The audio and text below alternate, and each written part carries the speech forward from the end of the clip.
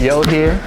I got my man DvDx. We are in the Lucid shop in Atlanta, Georgia. Howell Mill, right? We're right off Howell Mill. Yeah. And we are here today together because David has a brand new album getting ready to come out. He hit me up and said, "Yo, we gotta do an interview." And I've known David for so long, but we've never sat down and spoke on the record about his incredible life, his incredible career, his incredible music. So I'm honored that I get a chance to introduce so many new people to DvDx. Man, what's up, David? What's good, man? I appreciate you for even being here. You're like my favorite music journalist of all time. Man, so that's incredible. So this is like kind of surreal. I mean, I've known you for a long time, but it was because of music. It was because of journalism that we got connected. And even when I first met you, I don't even think you were. How deep into music were you when we first met? I mean, let me tell it then, I was super deep, but you know, but I knowing what I know now, I was just very scratching the surface. I was fresh out of high school, maybe literally a couple months out of high school. I remember, it's weird. David hit me on Twitter because I was tweeting that I was right off of Edgewood. He was like, "Yo, can I push up on you?" I'm like, yeah, whatever. And I'm not thinking this kid gonna pull up. He just kicked it with me and my homies for an hour. And I just remember thinking, this is a bold young man to just see somebody online that obviously he regards me pretty highly because of my writing, but to just be like, "Can I come meet you?" All right, cool, man. He comes by himself. He didn't have nobody with him, and I think I ended up seeing him again maybe 2 years later or 3 years later, and you were DJing for Kenny Mason. Yeah, damn. And I was like, the kid that just pulled up on me randomly now is DJing for Kenny. And then I feel like maybe a year, maybe 2 years after that, you send me your own music.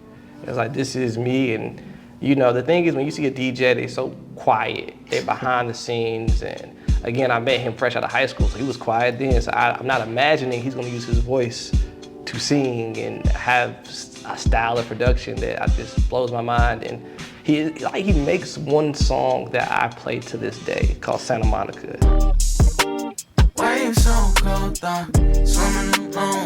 And I tell David this all the time because he makes a record about being away from home and does it in such a sincere way that I'm like, yo, this kid can write, he can sing, he can rap.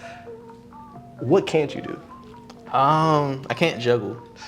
It's good to know. Yeah, but I'm just saying, watching your development from my own eyes, I feel like I watched somebody find themselves gradually, and you arrive here today like a fully developed artist. Yeah, I mean, it's been a long journey, just getting to this point. I think a lot of things I just picked up from necessity, trying to make something happen, so you got to wear a bunch of different hats.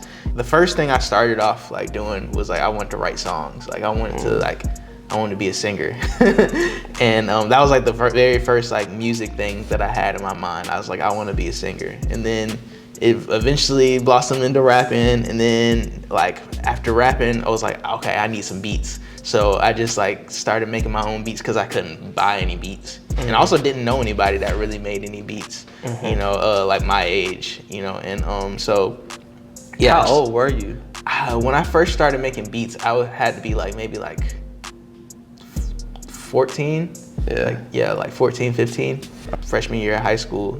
What high school you went to? Grady. You went to Grady High School? I went to Grady. Okay. In your class, were there other musicians, other artists, other people that was interested in making music? Yes. So I actually went to high school, same grade as Faye Webster. I want to see you in my dreams. Faye Webster? Yeah.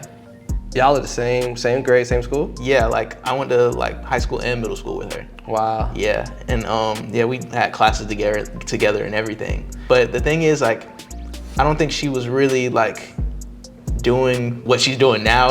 I feel like she was dabbling. I remember hearing her hearing about her doing music. Her older brothers were in bands, and so I knew about that. But I was kind of on my own side of the world with the rap stuff. Anybody who wanted to rap, I had to know who they were at the school.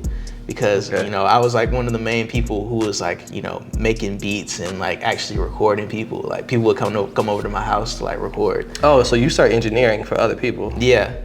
How long did that, like, when did you start doing that? So that first happened when I got like my first mic. I think that was like my junior year of high school. Yeah, like my junior year of high school, I got my first mic and I started you know, I got my own setup and I was like starting to record people, you know, just have people come over. I had my own like well, there was like a couple of collectives around the school, but I knew all of them.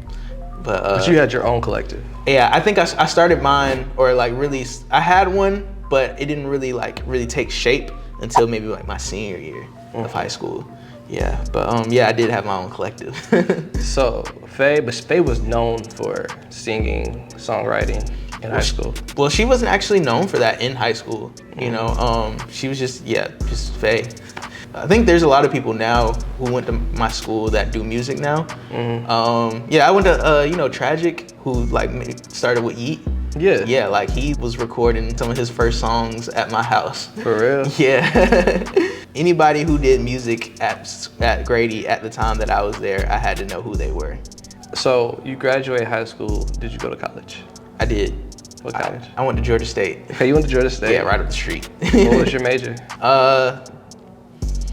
That's a funny question. So Did you have one? Nah, so okay, so I wanted to do music production or music management. Really more so leaning toward music management, but the way that the music school was set up at Georgia State at the time, you had to be a part of an ensemble. So you had to either be in the choir or like play an instrument in order to like actually take music management, you know, the music business like major. Gotcha. And so I didn't feel like I was good enough to like, you know, be a part of an ensemble. Like I played trombone in like high school, but I wasn't like good enough to like audition and like be a part of like a jazz ensemble or something.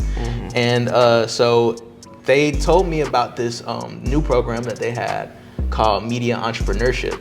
And it was they said it was supposed to be like a hybrid between, you know, like communications and also like music and also like business and entrepreneurship. They told me that I could use that to take the music business classes and like essentially cheat my way into a music management like pathway.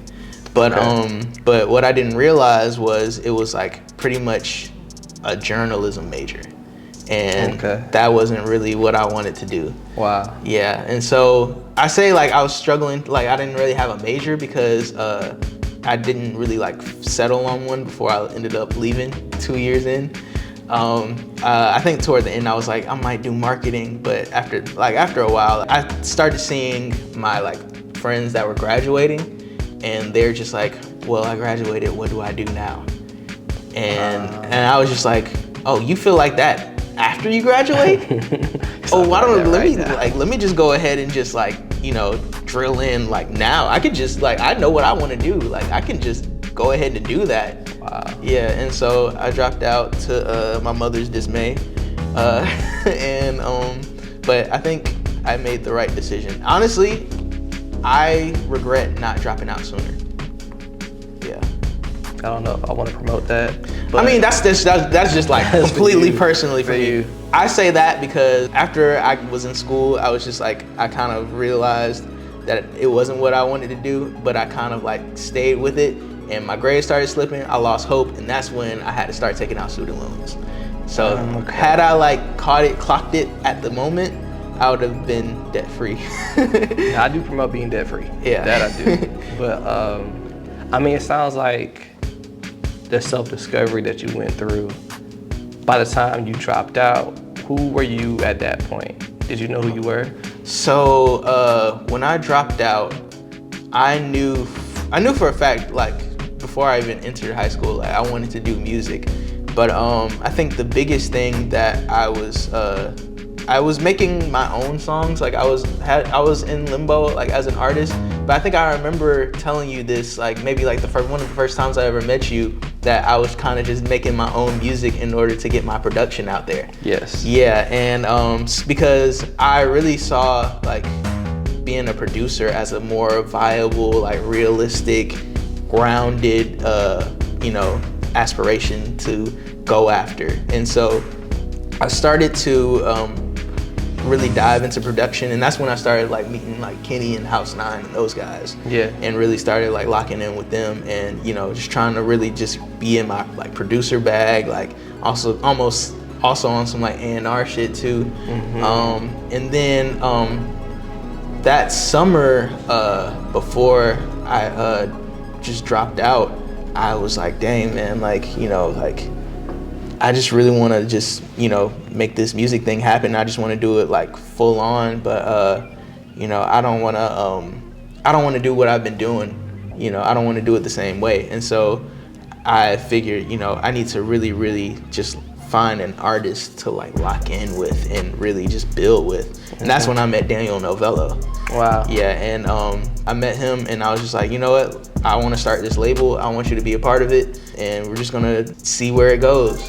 And from the stuff that I was dropping with Daniel, that stuff caught the attention of Noah's Ark. Mm-hmm. And that's where Noah's Ark comes into the picture. So while I got you here, I wanted to show you something, and you have to explain this to the people at home. Okay. Right. Please explain this. Right. If you're at home, you might know what this is from. This is a steal from the Crank Dat music video, Soulja Boy. Now, this guy on the right here is this guy on the right here. And I remember when you first told me that you were in the Crank Dat video, and I thought maybe you was like in a crowd scene, or maybe you was, you know what I'm saying, somewhere in the mix. But I cut the video on, and there you are. And it's the scene with Mr. Color Park, where they're talking about like, who is Soulja Boy to think that would be you?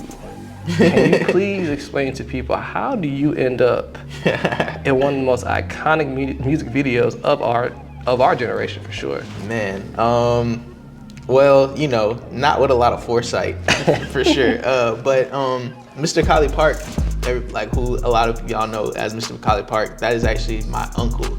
I call him Uncle Mike. But yeah, he started Collie Park Music. He's like Atlanta legend, like great producer, like label head, like legendary. Trendsetter. Yeah, like a lot of things in music period wouldn't be Yin what Yang they Twins, are. Yeah. Soulja Boy, VIC. Yeah. Historically, you can trace a lot of the music from the 2000s to Mr. Color Park. Yeah, exactly. So yeah, it was really like him and my other uncle, my Uncle Derek. It's a family business? It is a family business. Yeah, my Uncle Mike, he started it like, started with Yin Yang Twins, and then my Uncle Derek, he eventually entered into it, and they built it up to like what Collie Park Music is. That's been just something that I've been able to, I guess, witness from a distance throughout my childhood. Because, like, I would be able to, like, see, like, Yin Yang Twins every now and again, but that was a whole different world, That's, like, I'm a kid, like, I can't really, like, there's but so much, how much I can engage with that world. And so I would just, brag to my friends, like, yeah, my uncle is, like, the producer of the Yin Yang Twins, not even knowing what that meant. Yeah, it didn't really mean that much to, like, kindergartners and first graders. Right. But by the time, like, when they first found Soulja Boy, that's when it really started to like be like, oh wow, I'm seeing like the impact of this. Like this is something that like people like my age are really like looking up to, and like I'm seeing like, oh, this is like he's doing a show with Chris Brown. I'm not listening to Chris Brown right now.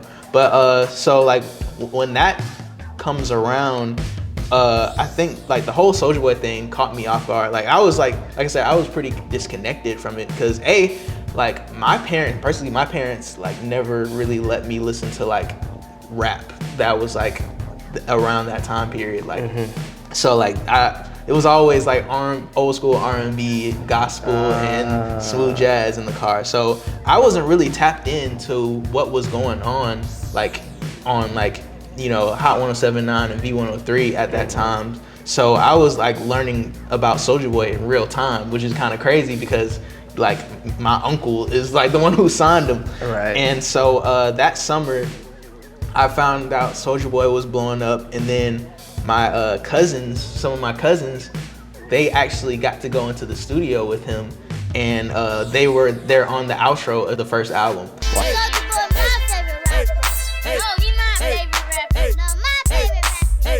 Wow. Like they got to do like some, like a little skit, like some background vocals. That's and I remember my grandma telling me that, and like I was like, I immediately got jealous. I was like, yo, like, how come I couldn't go? Cause like I'm like at this point, like I already have it in my mind that I do want to like get into music. Like I love music. I want to like, you know, I want to.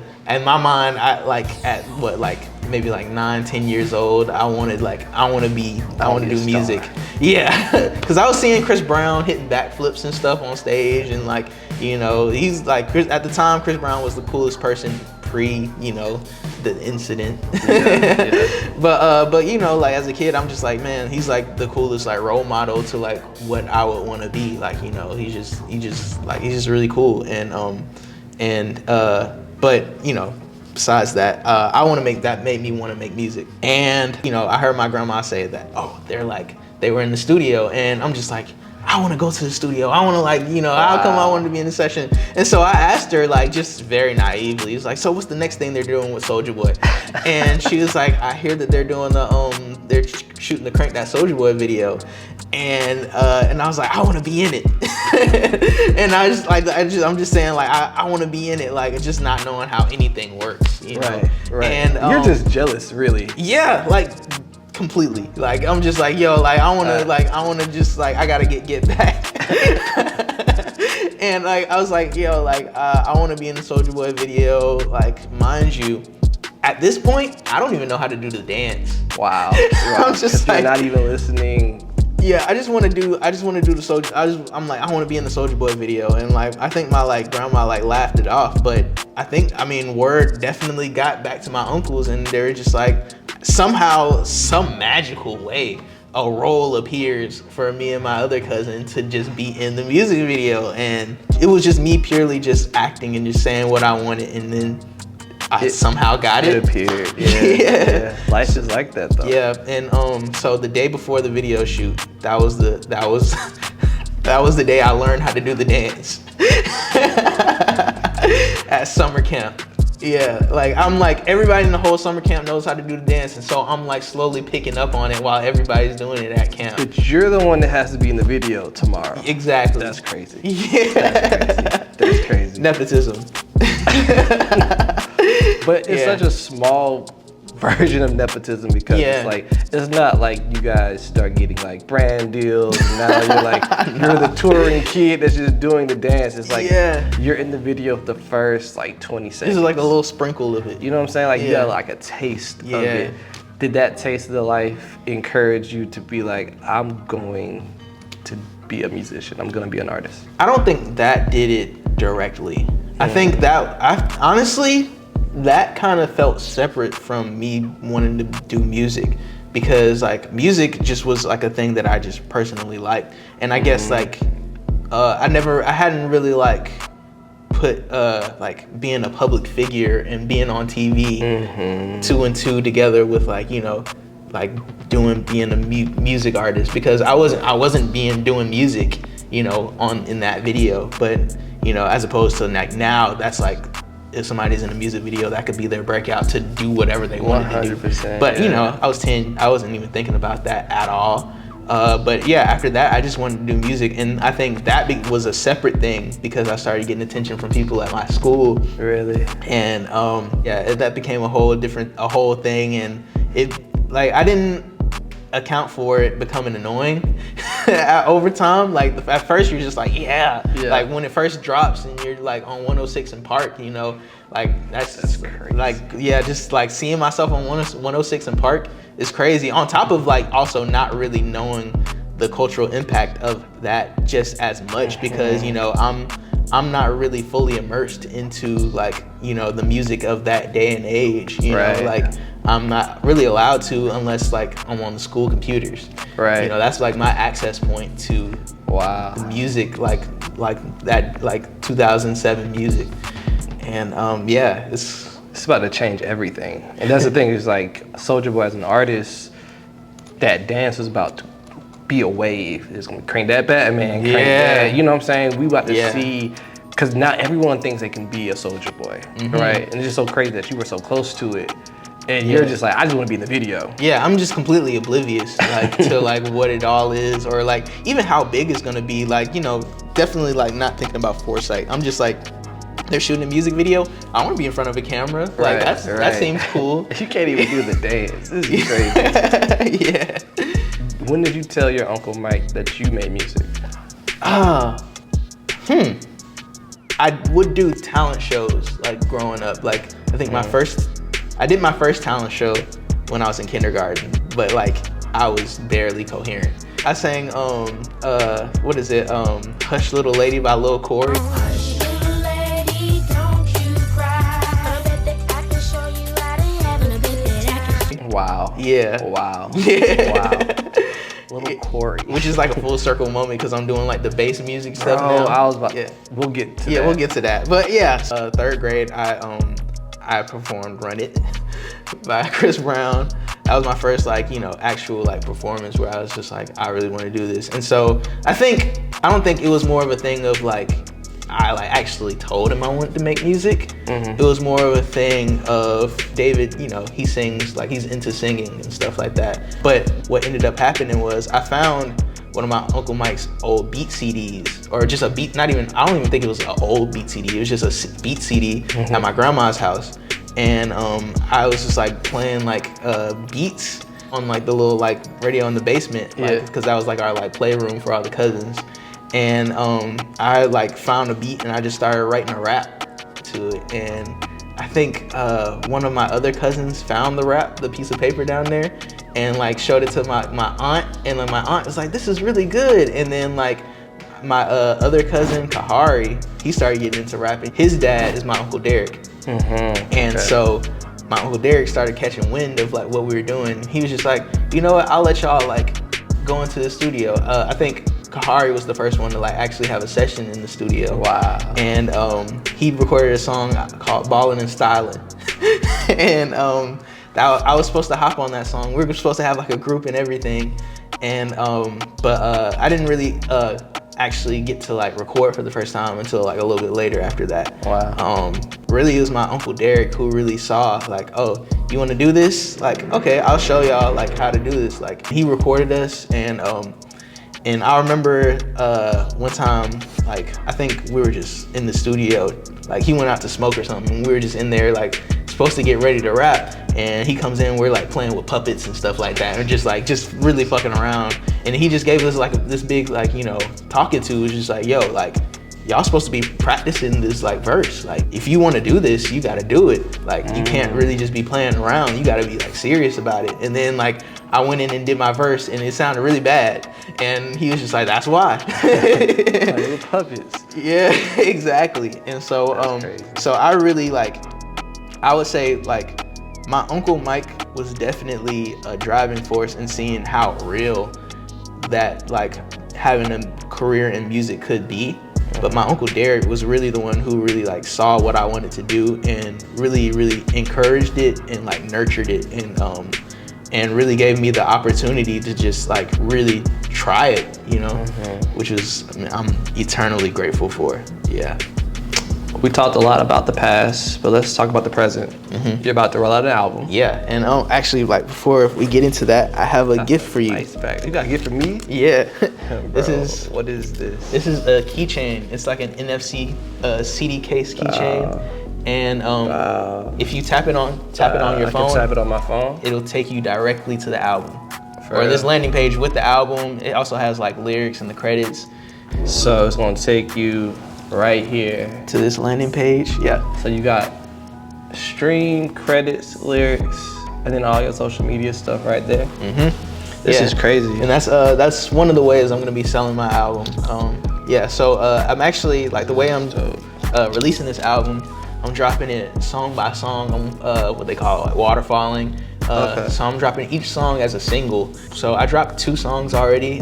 Closer to You's out, and also the intro, David's Out Overture is out. And so the album is going to be dropping on my website though, like this week, for people to buy.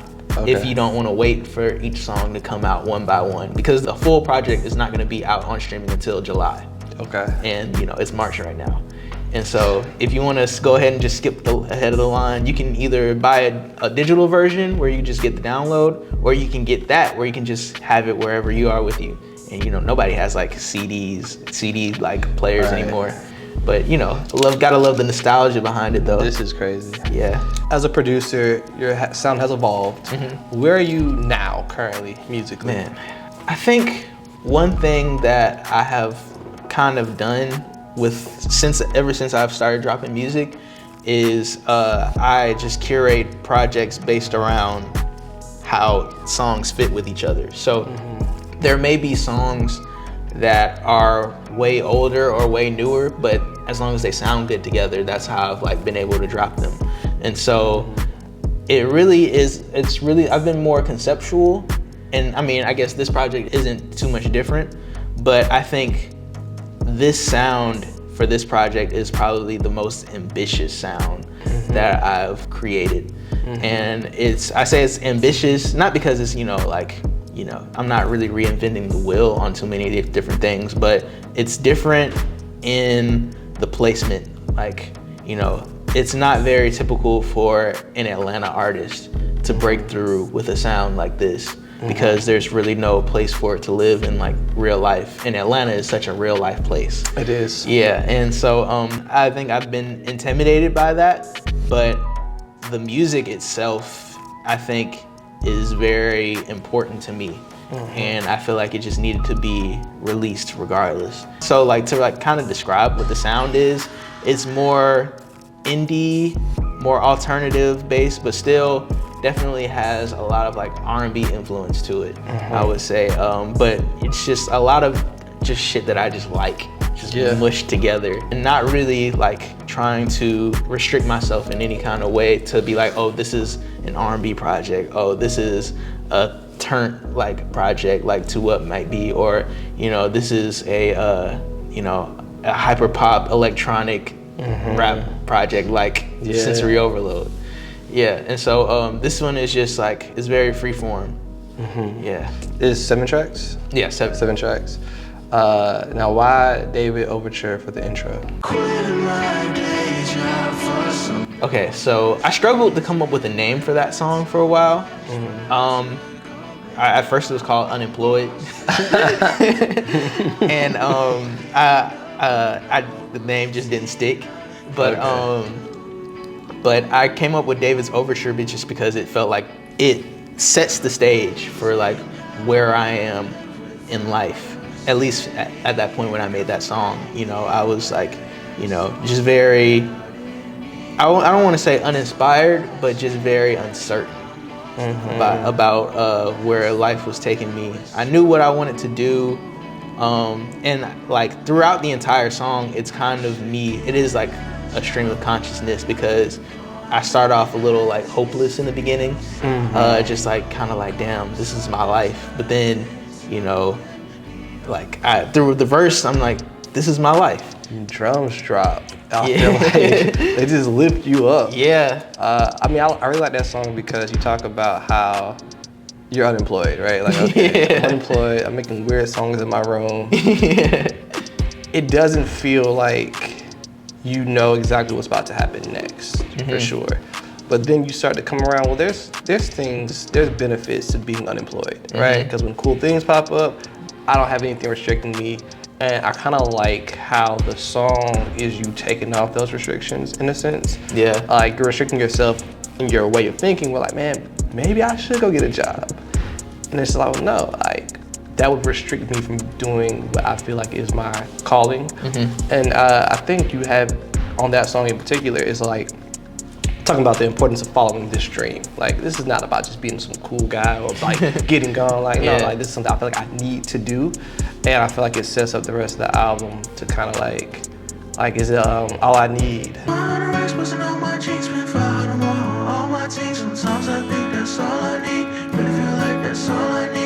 I love that song because it's the third track, right? Yeah. I like that there because it reinforces a lot of the thinking on the intro where you're like, why am I doing this? Like, I'm kind of doing this because it's a greater purpose. And people are already proud of you is what you get by All I Need. But let's just talk, like, tell me about that record. Yeah, so like All I Need is really about, you know, I would say it is kind of the sequel to David's Overture, or the continuation of that story, because, you know, in David's Overture, I go from not knowing, like, kind of uncertain of myself to, no, I do this. Like, this is what I do. Like, I've been doing this, you know, I can't, just because things look this way, you know, it doesn't mean I am less value. Like, you know, I have this skill set. I have this, you know, I have this history. I have, you know, this experience, this foundation, and so I need to just stand on it. And so from there, I guess the implied thing after that song is just I'm doing it, you know. And then 100%. once you come back into All I Need, it kind of goes into, okay, I'm doing it, but these are the things that I didn't really account for that would happen as I'm doing it, you know. Like, it's about, you know, just thinking, maybe it is a little bit like of naivete, is that how you say it? Naivete, yeah. Naivete, just saying, man, maybe this is all I need. Maybe, like, you know, doing these shows and maybe, like, you know, being like this big artist, like, you know, being the artist that I've always wanted to be is all I need. But then starting to see the fallout of, like, you know, my friends, and like, not to say that like I fell out with anybody, but just, you know, just as you grow older, you grow apart from people. And especially when you're like busy and so focused on one thing, you don't really realize, like, you don't really see it happening until it's there. It's really me realizing, damn, like, you know, I'm really out here doing my thing. Like, I'm out here doing it for real, but like, there's other things that I still need to tend to. This isn't everything. And really kind of refocusing on the things that are more important in life. You gotta have balance. I like the record cycles as well. Feeling like satellites, out of space, out of sight, out of body, out of mind, out of guesses, out of fun. Yeah. Tell me about that one. Man, I recorded that at a really weird time in life. I just didn't really know what was going on. Life was really like turbulent. Not necessarily all bad, but also so like not necessarily all good. There was like a lot of highs, really highs and really lows. And it just felt like just like I'm here, then here, then here, then here, then here, then here. Yeah. It felt like I was like just floating, just like going with wherever. And it's a really reflective song. I think you really like the like really reflective songs. Cause you be writing, man. I think that is where a good writer shines, is like reflection.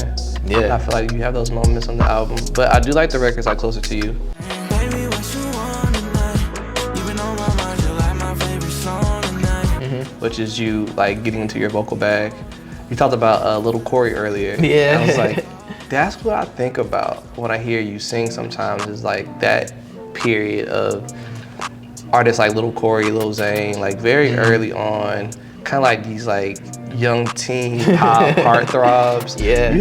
You have a bar about mindless behavior. I see, yo, the kids is not even gonna know what he's talking about. Nah, that's But do you think about like that era of music when you're recording certain records? I mean, I think it's just within me, just because it is just like I was there, I experienced it, you know. Like I said, like I sang a Lil Corey song like in kindergarten for the talent show, my first talent show.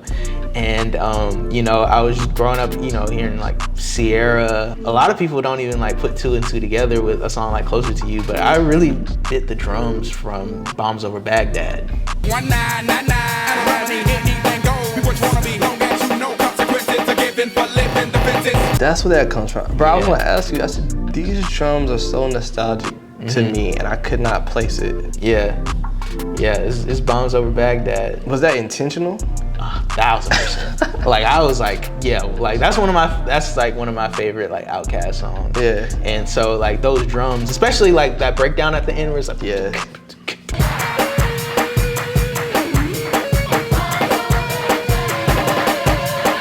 like that part, like I definitely bit all of that. Like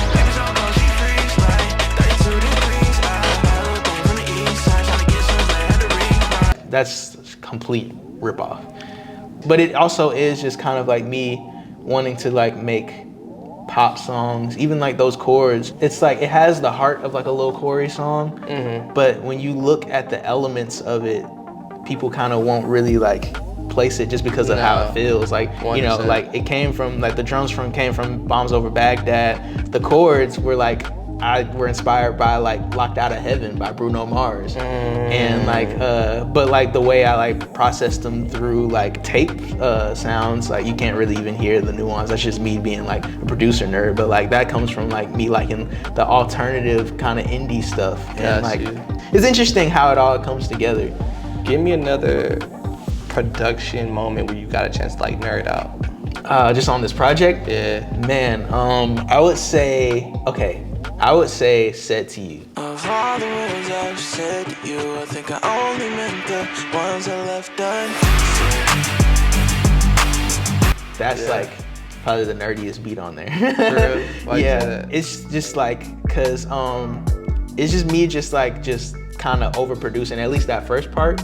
Like it's there's so many layers. I've actually did like a video of me like breaking down the whole beat. I'm gonna like post that somewhere someday. But it's just like I was listening to a lot of hyperpop at that time.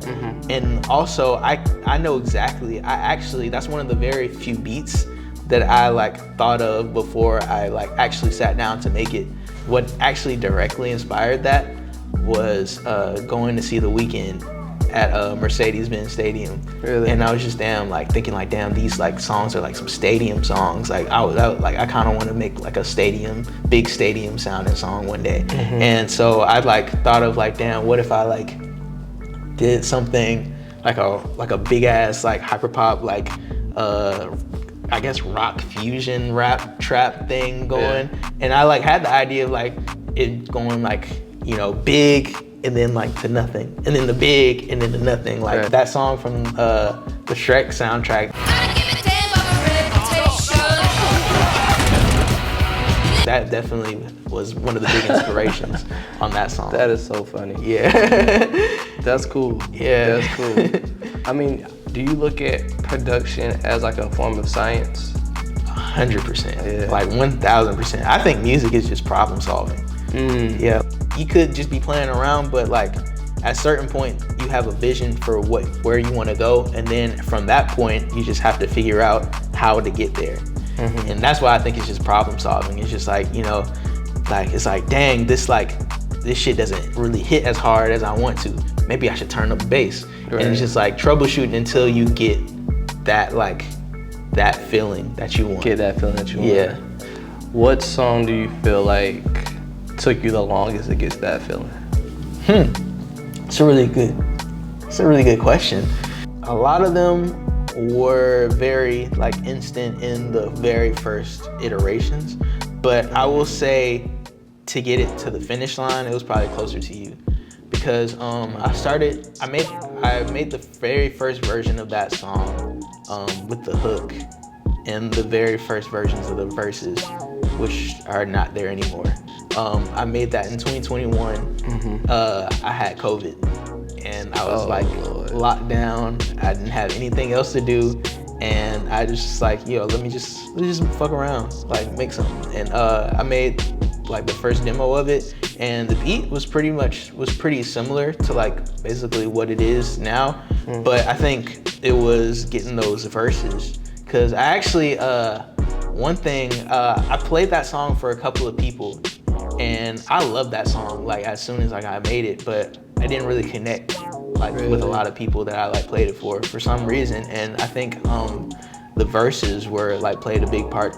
At first, like the song wasn't as like layered. It was or like lyrically, like, or I guess thematically, it was it was more straight up, like just straight up flirting. It was like, and it was just kind of really vague. It's the verse went like, they don't know what we do. People talk, let them think what they assume. Like, you know, it's just, but I think I played it for my boy Daniel, and he was like, yeah, like, it sounds good, but I can't really hear like you in it. And so that's when, and then also I played it for my Uncle Mike, and he was like, the beat is great, but like, you probably got to rewrite it. And yeah, and so I was just sat and I was just like thinking like, damn, yeah, maybe I should rewrite the verses. And so I rewrote the verses from an angle that felt more genuine to me, more like, instead of just trying to play it like cool, just be like, hey baby, what's good? It's like, you know, really me like kind of overanalyzing, overthinking, like I actually do in real life, you know, just being like, I'm like pretending that my heart won't break, like just being really dramatic, like, you know, but just, you know, just like overthinking. But then eventually when I get to the chorus, it's like, you know, despite all of that, I'm still holla, you know? And yeah, like I think that made the song a lot better, and I think that made it connect a whole lot more than just, you know, it being a straight up just I'm trying to fuck with you song. Where does the romanticism of your writing come from? I don't even know, bro. Like I guess 'cause I'm a Pisces, and like I've done like the whole like chart thing, and I get like my Venus is in Pisces, and they say that that's like the most romantic like placement you can have. And I guess, I don't know, I think I'm an idealist at heart. And so I think I like the idea of love more than I like actually participating in it. And so like, you know, just the idea of, you know, just being completely consumed by something that, you know, you kind of have no control over, but you kind of just fucking with it. Like, I think that's really, really cool, and just like, it's very inspiring to like write about. I think that's, I think just, yeah, and I just really love the idea of love. Like, I think it's really cool. I think it really, like, I think my relationship with music kind of like also like inspires like how I talk about love. Just because, like, you know, the way people describe falling in love, that's how I like describe really hearing something that I like love, you know. It's just like an indescribable feeling that you kind of have no control over, and you know, you just, yeah, it's just an unreal feeling. We've covered quite a bit today. Said to you. Why Said to You as the title, and just cover? Why the glass bottle? So like with the note in it. I feel like in real life, I'm not the best communicator, and this project is my message in a bottle. Like, instead of trying to just like, I guess, outright say the things that I want to say, especially on the song Said to You, you know, it's like, of all the words I said to you, I think I only meant the ones I left unsaid. There's a lot of things that I like, you know, wish I said or would have communicated better. And just like, you know, the ways that I feel, and a lot of times I don't really ever know the appropriate time to. So, you know, whenever you listen to this album is the appropriate time. Say that.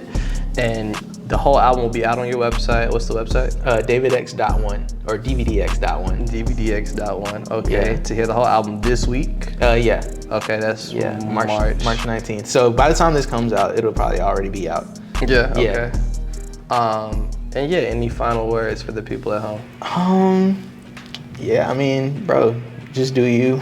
that's what I'm trying to do every day, is just really be me. And that's what I've been trying to do with this rollout more than anything. Just really be me, do the things that like I know that I can do, you know. And yeah, just hope the rest solves itself. That's David X. I'm Yoh, and this has been a conversation about Said to You, the album. Out now, out soon. I don't know. By the time all of the above. All of the above. Just make sure you give it a listen. I think you'll enjoy it. And thank you guys for having me.